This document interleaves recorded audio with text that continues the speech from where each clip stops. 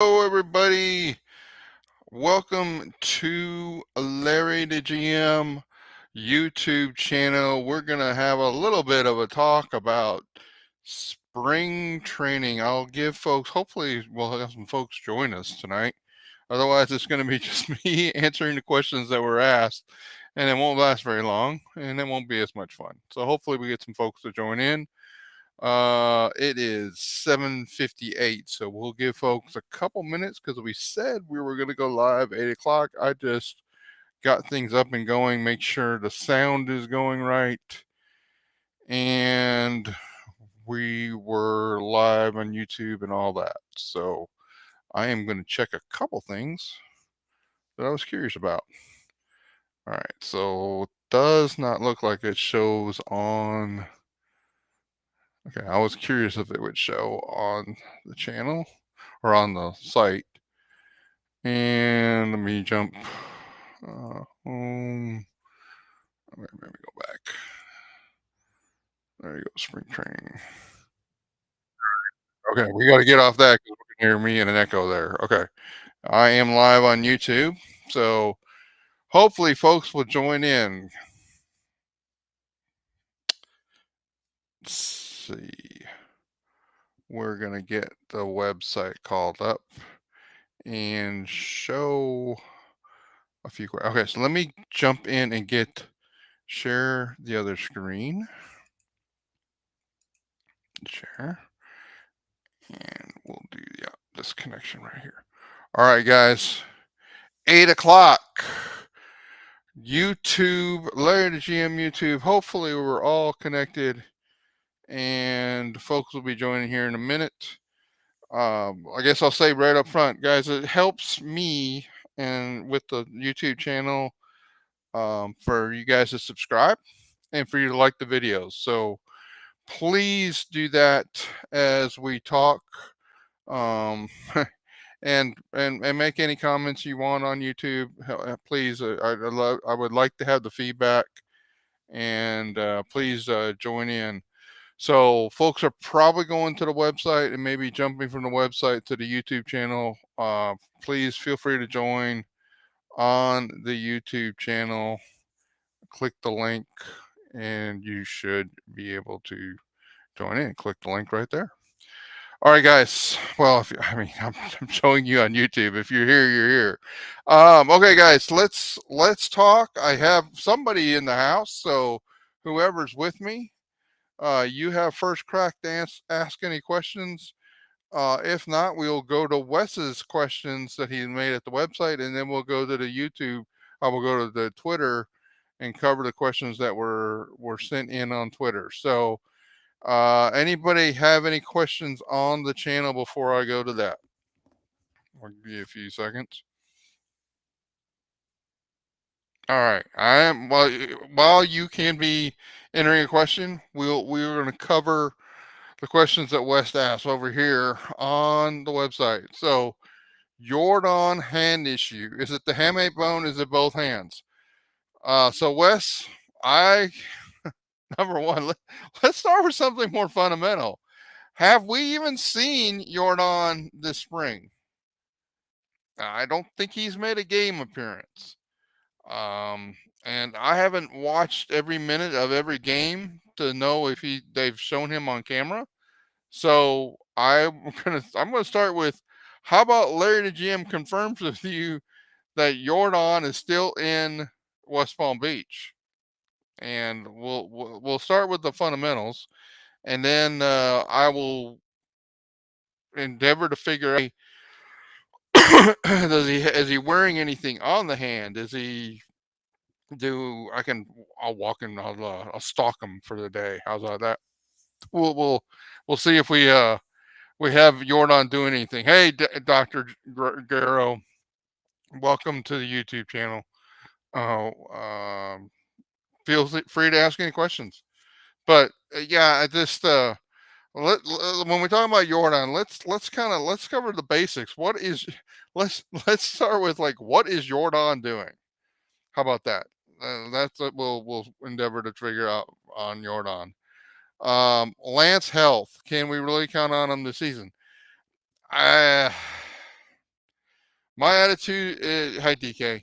My attitude is I am going to trust that we're going to get a Lance McCullers Jr. appearance in the season when we get 20 innings of him in rehab in AAA, and not a minute before that.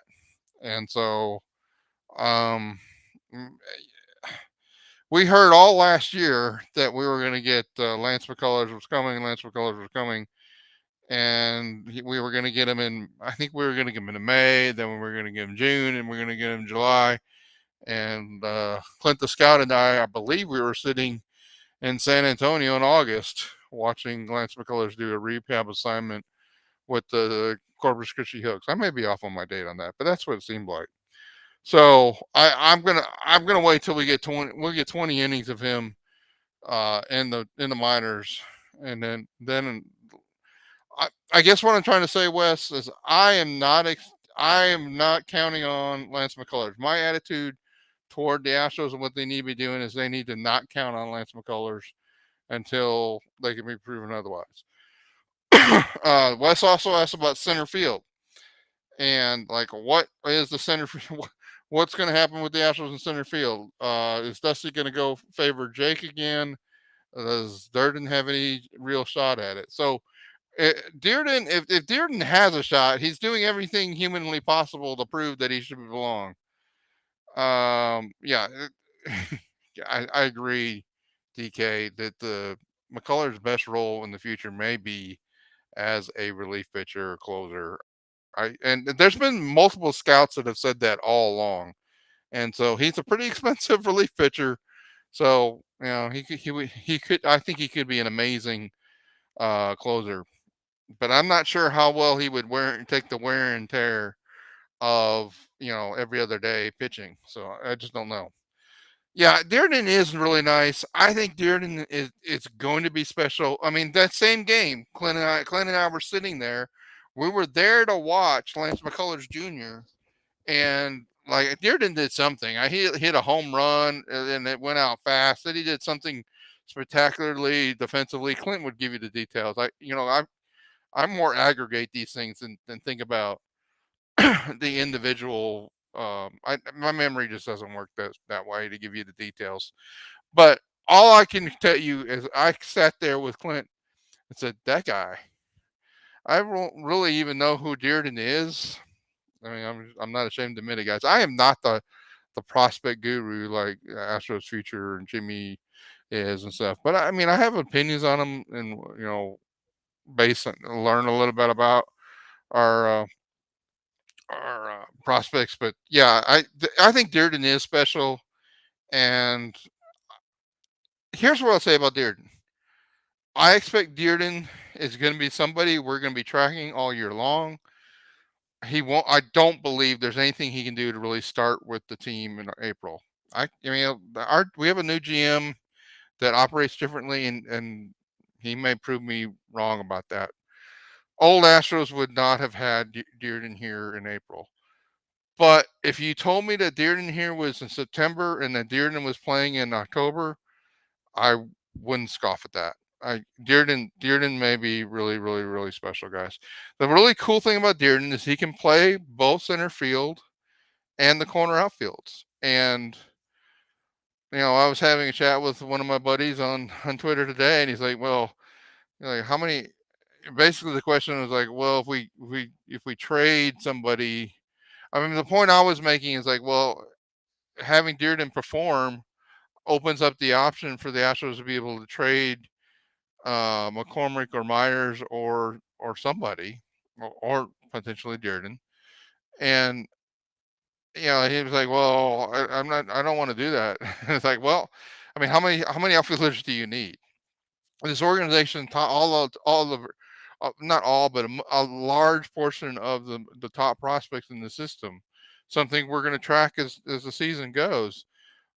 We've got Leon. Um, we'll just scroll down. Justin Dearden, Leon, Colin Barr, Jordan Brewer, Zach Daniels, and of course then we got Drew Gilbert, Ryan Clifford, Jacob Melton. All these guys that you know. These are the Logan Cerny, and these are the top. All those guys are in the top 20 of the system uh, of of Astros prospects. Okay, I think Brewers fall down a little bit, but those are all top prospects. So at some time we're going to get a logjam of outfield prospects, and something needs to be done. And based on how pitching is going, that may be what we do have to trade to get pitching through the season. All right, so DK, I answered. I'll pause on Wes's question. You asked me a question on Twitter, DK. I can go find it, or you can. What other? I think your question on Twitter was, what other pitchers stand out to you? All right, so I'm going to turn it to you, DK. What pitchers stand out to you right now that you've seen in the Astros so far this this spring training?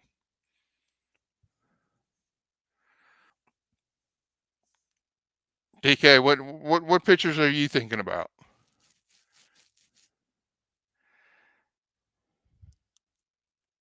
Yes. You thinking some of the pitchers are standing out? Do you have any particular ones that are standing out to you? I think Blanco is probably the one that's not much. Okay. Blanco is probably one that's been a little bit of a surprise or interesting. 6 strikeouts. I mean, the sample size here is way too small to be really saying anything, right? Especially, I think we've gotten like one start for most of the guys, but you could see a Ronel Blanco. Somebody else asked me on Twitter, like, what's your thoughts about Ronel Blanco? And I guess my answer to you is like it's spring training. Um, so that's all I'll say about that, guys. Is that um, you know, I think I've been pretty clear this offseason that I have some concerns about some of the pitchers that probably nobody else on Astros Twitter is concerned about.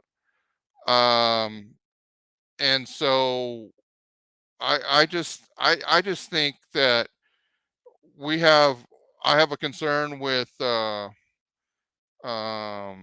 you know it is Rafael Montero. Is Rafael Montero going to be um is Rafael Montero going to be the pitcher he was last year? Well, it would be startling if he was. Now that's not to mean he's not going to be good. Um but I think we have to start worrying about the little bit of the load that we have on some of our relief pitchers. The relief pitcher I'm probably the most excited about seeing take major steps forward or assume the mantle, I guess, would be Brian Abreu.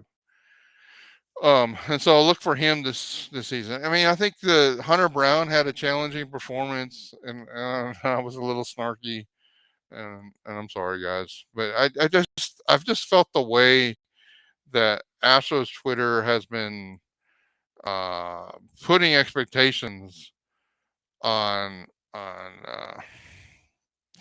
on Hunter Brown has been a little crazy. So we'll see. We'll see. Hunter Brown. I think Hunter Brown's going to be very good this year. I just don't think he's going to be JV Junior. And so I think it's been a little bit crazy how we kind of expected that. But there's a bunch of young pitchers in the system, and let's see how they all do. It's kind of interesting that the top pitchers that we might be most interested in are some of those guys that have struggled the most. Yeah. What about Phil Maton? Has Phil Maton pitched? Did I miss it? Let me look. I don't. I don't see that he's even pitched. Do you want me to be really blunt about Phil Maton, DK? I think Phil Maton is the most likely pitcher to be.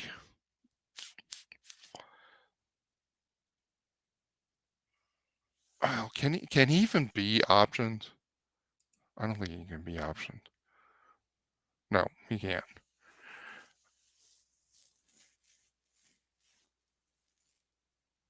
If there were one pitcher the Astros don't carry into April, that everybody's expecting the Astros to carry into April, that pitcher is going to be Phil Maton.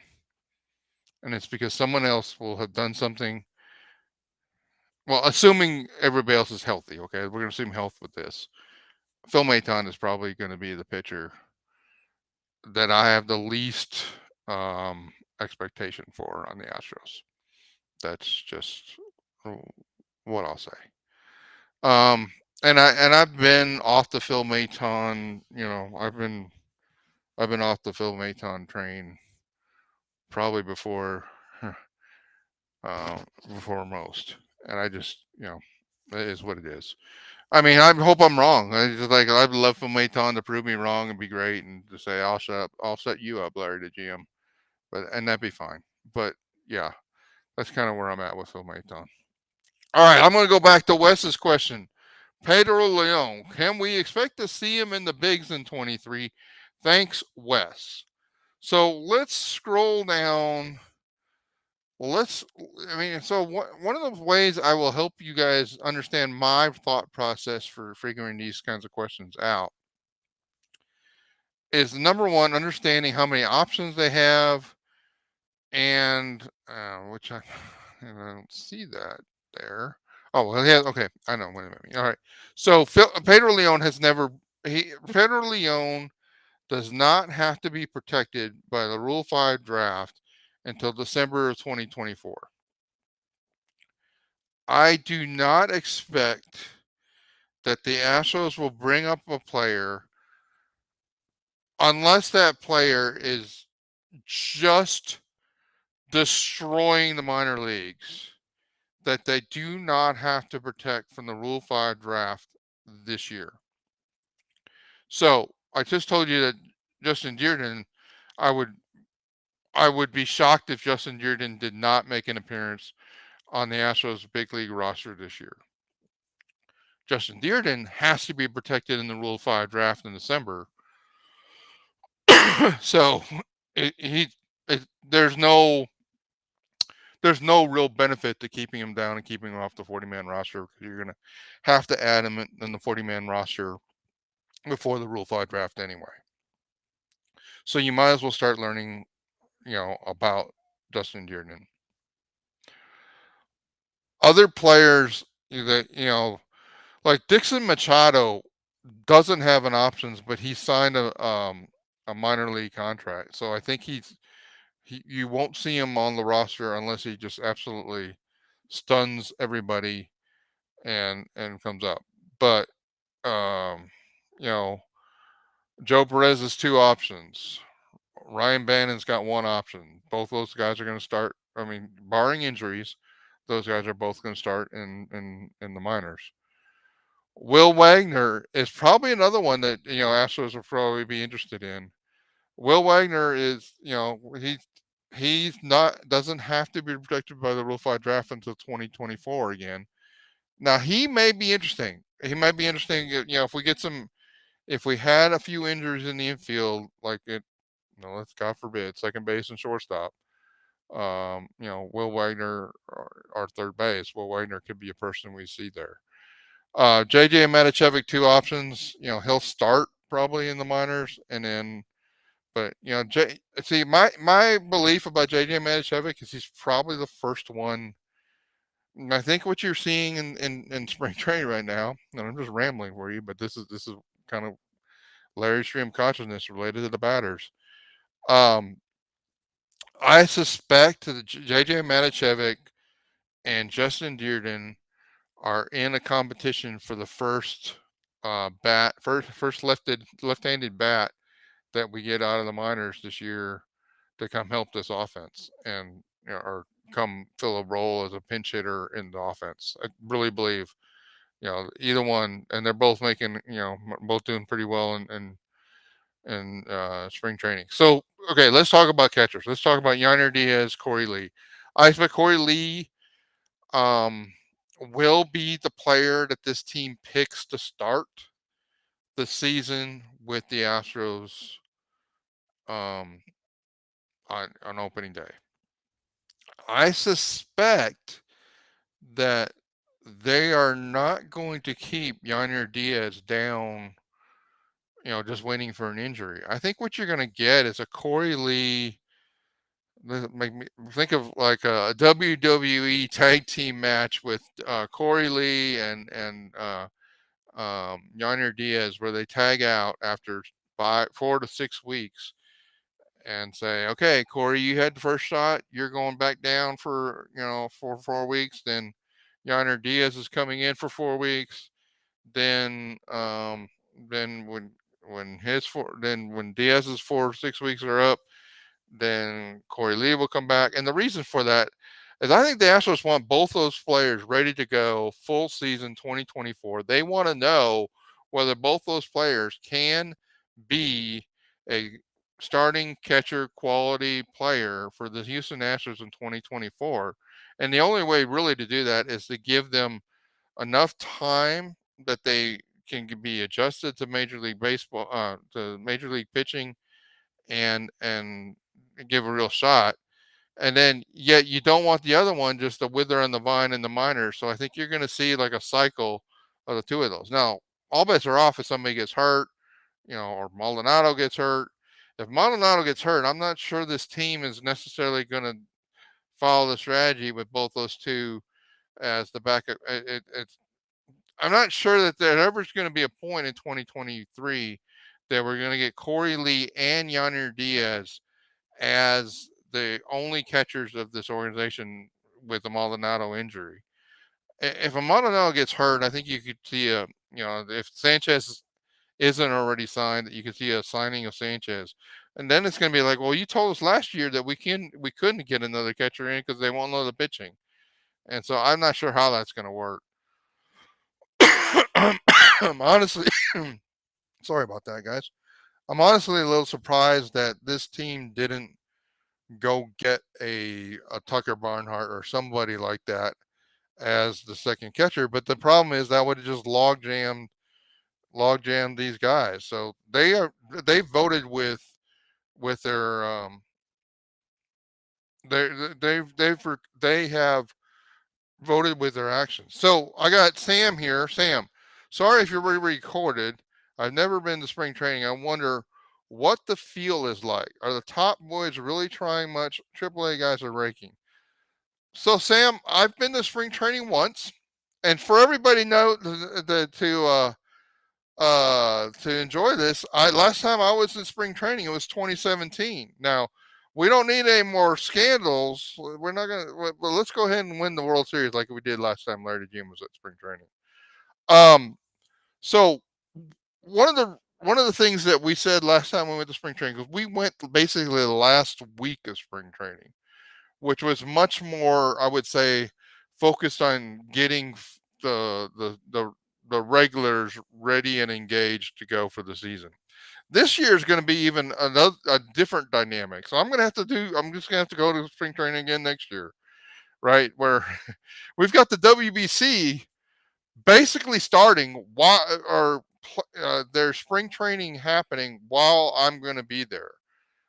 Venezuela will be working out at the Astros complex while I'm there. And so I'm going to get to see two major league quality teams. Venezuela plays the Astros on the 8th. I will be at that game. So it's going to be interesting to see Altuve take on his boys wearing a different uniform than the Astros uniform. But here's what I'll say about it, guys, is that spring training is awesome. I have been to spring training 3 times in my life. And once was actually, and let's see, what year would that have been? It might have been the 95 strike year. So basically, they had just settled the strike that they had going, and players were just showing up, and I was actually visiting a buddy in Arizona and flying home that day, and we just went to the. I mean, I grew up as a Milwaukee Brewers fan as a kid, so we were in Chandler, Arizona at the time where the Brewers did spring training, and just a few of the players were walking in. So I don't really that doesn't really count as a spring training. And the other time I've been to spring training is in 2017. That's the only, and that's really my only spring training experience. And the vibe I would say with spring training. Here's a let me give you a little hint if you ever go to spring training. go to the backfields and you can go get all the baseballs you ever wanted to have on the backfields. They hit the ball out of the park. Nobody ever gets those balls until the end of the day. LarryTheGM had like 20 baseballs in 2017. You know what you can do with those baseballs? You can take them to the players and ask them to sign them. So that's my plan. Shh. But yes, you know, spring training is you've got the game that's happening, and then you've got a bunch of guys that are working out. I mean, you see pitchers doing defensive practices. You got minor leaguers on the back. You know, I think there's like there's 5 or 6 fields out there, and you've got snag a bunch. That's right, Sam.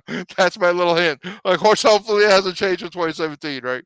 But so uh, you've got players at all levels of the organization out there, from rookie league up to minor leagues, and of course they're all kind of like you have. I don't even know how the fields are numbered, but you have field number 1, 2, 3, 4, 5. It may even be more than that, guys. I'll remember when I get there. and and you can watch the rookie league team taking on the rookie league team, and guys that I will probably not even know, and I'll be learning. And part of the problem is, like, I'm not sure how I'm going to learn, because if you don't know them, you're gonna have you. I'll have to figure out how to way to get at their pitcher. Maybe I just need Jimmy there with me to tell me who everybody is, but I'll figure it out. But you've got all these guys there at all these different levels. You're watching them play. I mean, I was sitting there in 2017, and there was a scout for another team. He was talking about the Astros and how good they were going to be, and yeah, so it's really kind of cool to see it, and I mean, overall, it's pretty chill.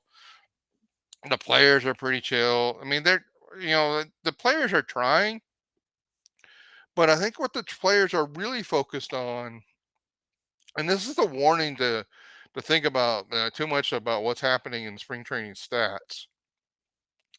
The starters, the starting pitchers. You may have like a you may have a Framber Valdez that's been feeling like his slider's not working right, and he just is like going to throw nothing but sliders during the game to try to get it working.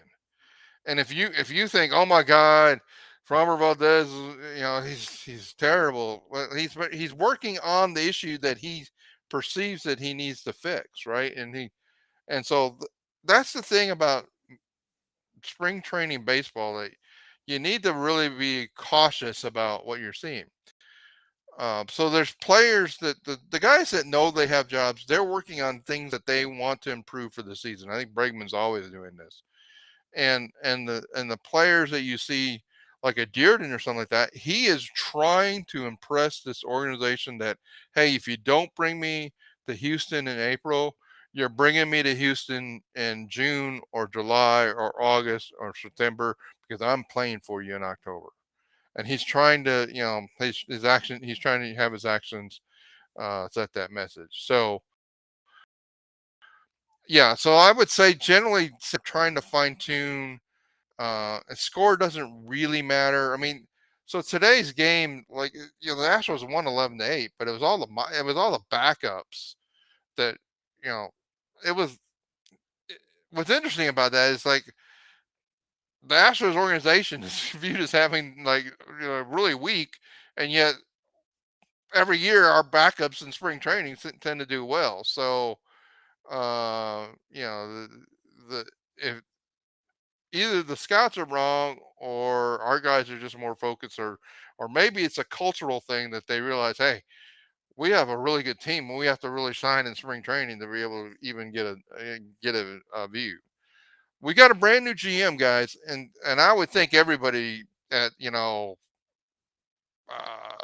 rookie league all the way up to AAA is trying to impress our new GM. So that's what I'll say. So All right. I'm giving you guys long-winded answers, but hopefully, Sam, that's what you wanted. What else, guys? What other questions we have tonight? I mean, I really want this kind of be more fun and interactive. So you guys are doing a great job with that. So let's. I think Wes asked about Pedro Leon. It's can we? Oh, no, we expect them to see. Oh, okay. I already addressed that. So I don't think we're going to see Pedro. I guess the rabbit trail, we went down the hole, and I don't know if I ever answered Wes' question. I don't think we're seeing Pedro Leon in 23. Now, if he does amazing things in AAA this year, that subject to change. But again, we've got a logjam in this outfield, guys. Be excited about the outfield. Now, if this team is able to sign Tucker to a long-term deal, which I think should be Dana Brown's number one priority, because even with all the great guys we've got as prospects, you know Kyle Tucker really is the Death Star that Jeff Luno said he was when he came up. Like Kyle Tucker, guys, I'm so serious about Kyle Tucker being great that we went to my wife and I went on a trip to Vegas, and I figured out like, hey, I'm putting money on Kyle Tucker and Alvarez as MVPs this year, and I've never made a sports bet in my life, and so that's uh, how serious I am. All right, let's talk about Jose Urquidy. So what's interesting about Jose Urquidy is the one player on the Astros I think should be least impacted by the pitch clock is Jose Urquidy, and you know, so how does Jose Urquidy look? Well, I mean, I'll give you my impression when I'm there. But I mean, he's pitched in 2 games so far, 4 innings at 6.75 ERA. But again, is he working on something? you know, he's given up 8 hits in 4 innings, so that's not great. But let's figure out again. Don't pay too much attention to the stats. And yeah, he had a rough day today. So let's just understand.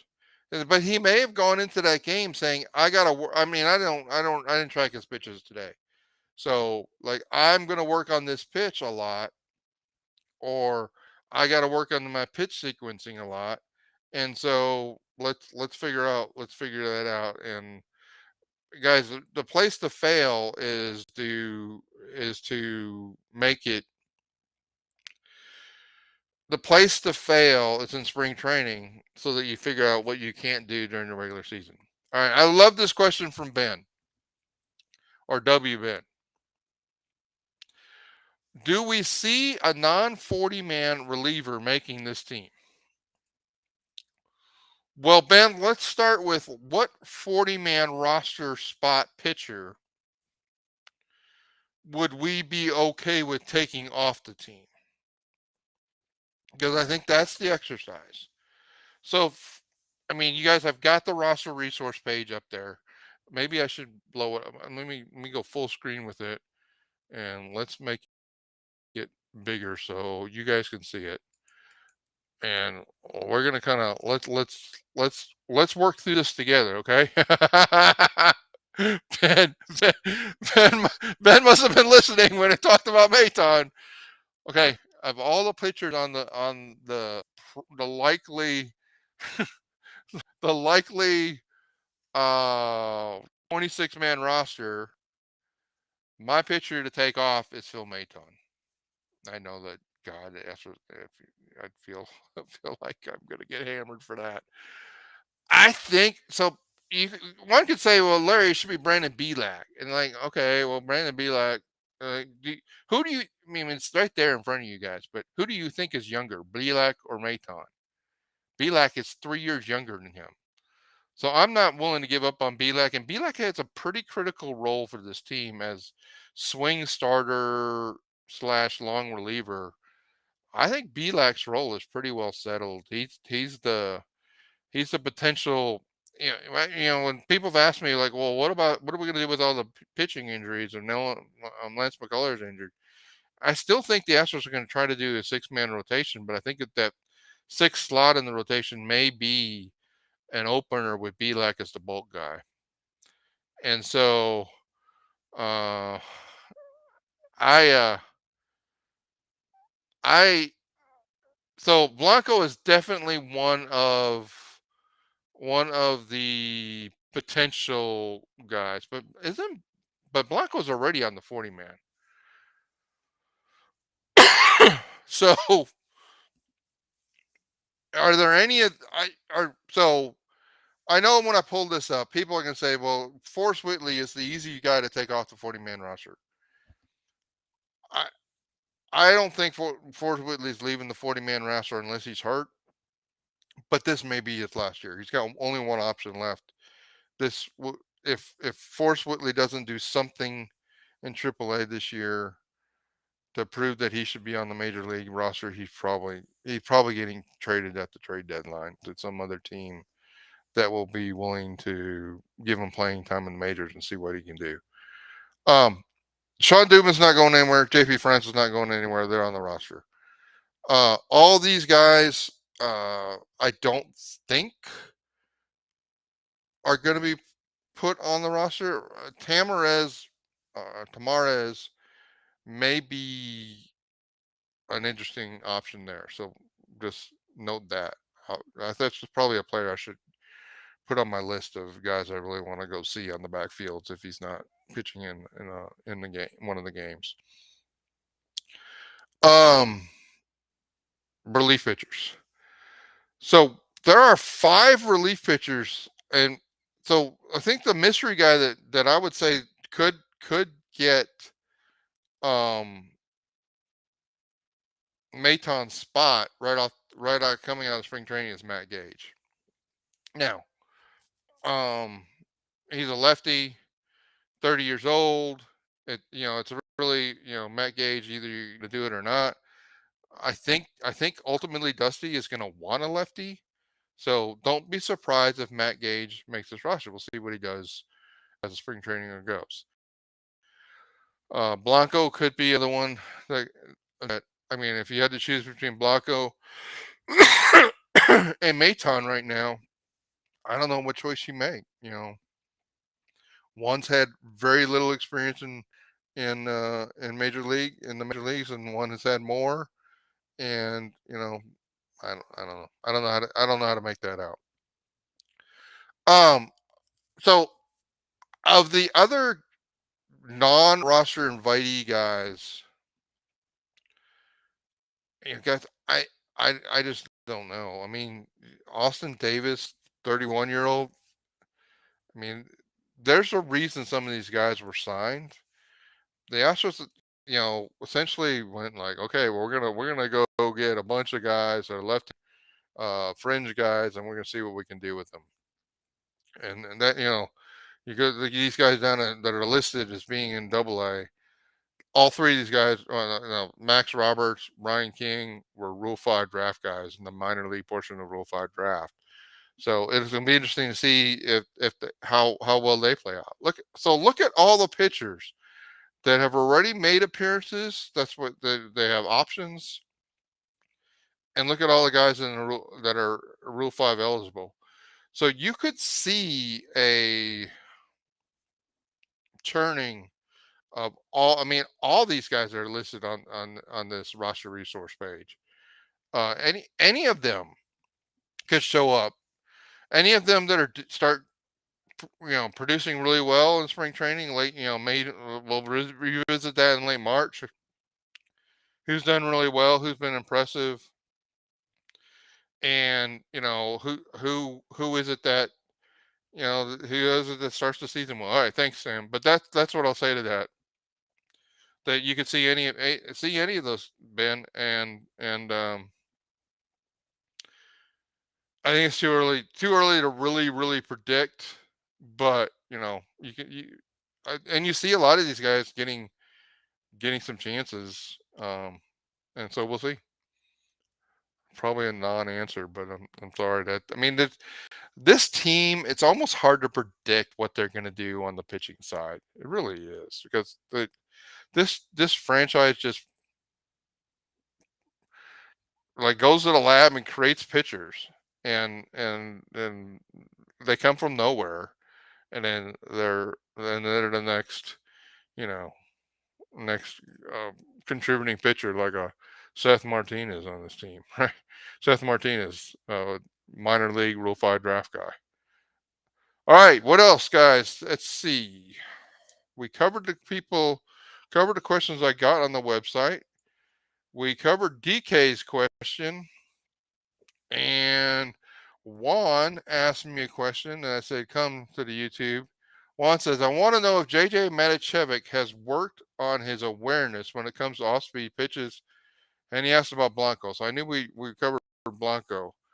JJ Maticevic. Let's focus on him for a minute. But JJ is definitely one that I'm going to want to pay attention to and when I'm there. So JJ, let's call up the spring training stats. Let's go to the spring training hitting Astros. JJ Maticevic has had eight at bats, 4 hits, a double, and a home run.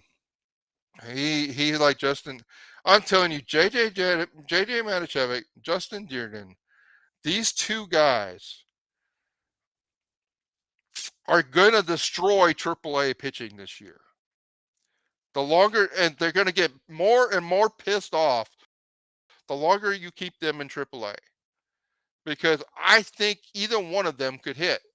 And one of my frustrations last year is we had JJ Maticevic performing as like I thought we could really do, and and like why aren't we using him? Why am I seeing nonstop Gurriel when at least I could be giving at bats to JJ Maticevic in June and July, and eventually, okay, we traded for Mancini, as I said we probably would, or said we could and probably should.